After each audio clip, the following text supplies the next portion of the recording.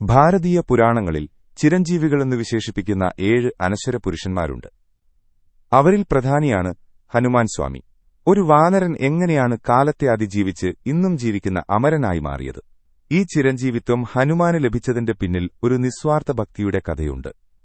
രാവണ നിഗ്രഹത്തിനുശേഷം ശ്രീരാമൻ അയോധ്യയിലേക്ക് തിരികെയെത്തി. എല്ലാ ദേവന്മാർക്കും സുഹൃത്തുക്കൾക്കും രാമൻ വലിയ സമ്മാനങ്ങൾ നൽകി.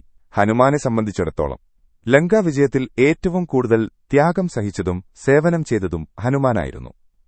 അപ്പോൾ സീതാദേവി ഹനുമാനെ വിളിച്ച് തന്റെ കഴുത്തിലുണ്ടായിരുന്ന വിലമതിക്കാനാവാത്ത ഒരു മുത്തുമാല അദ്ദേഹത്തിന് സമ്മാനമായി നൽകി.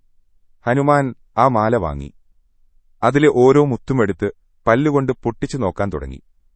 ഇതുകണ്ട് രാമനും സദസ്സിലുള്ളവരും അത്ഭുതപ്പെട്ടു.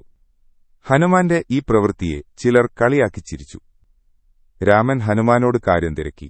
അപ്പോൾ ഹനുമാൻ പറഞ്ഞു, പ്രഭോ, അവിടുത്തെയും സീതാദേവിയെയും സ്പർശിക്കാത്ത ഒരു വസ്തുവും എന്റെ ശരീരത്തിൽ എനിക്ക് ആവശ്യമില്ല. ഈ മുത്തുകളിൽ അങ്ങയുടെ തിരുനാമമുണ്ടോ എന്ന് ഞാൻ പരിശോധിക്കുകയായിരുന്നു. ഹനുമാന്റെ ആത്മാർത്ഥമായ ഭക്തി കണ്ട് ശ്രീരാമനും സീതാദേവിയും വികാരാധീനരായി. ഭക്തിയുടെ പാരമ്യത്തിലെത്തിയ ഹനുമാന് മറ്റൊരു സമ്മാനവും കൊടുക്കാൻ രാമന് കഴിഞ്ഞില്ല. ശ്രീരാമൻ ഹനുമാനെ ആലിംഗനം ചെയ്തു. അപ്പോൾ സീതാദേവി ഹനുമാനെ അടുത്തേക്ക് വിളിച്ച് വലിയൊരു അനുഗ്രഹം നൽകി. രാമന്റെ കഥകളും നാമജപവും ഈ ലോകത്ത് എത്ര കാലം നിലനിൽക്കുമോ അത്രയും കാലം നീ ജീവിച്ചിരിക്കുക. നിനക്ക് ചിരഞ്ജീവിത്വം ലഭിക്കട്ടെ. അങ്ങനെ ഭഗവാന്റെ സേവനത്തിനും നാമജപത്തിനും വേണ്ടി ഹനുമാൻ അമരനായി മാറി. ധനം, പ്രശസ്തി, സ്ഥാനമാനങ്ങൾ എന്നിവയെക്കാളും വലുത് ഭഗവാനോടുള്ള ശുദ്ധമായ ഭക്തിയാണ്.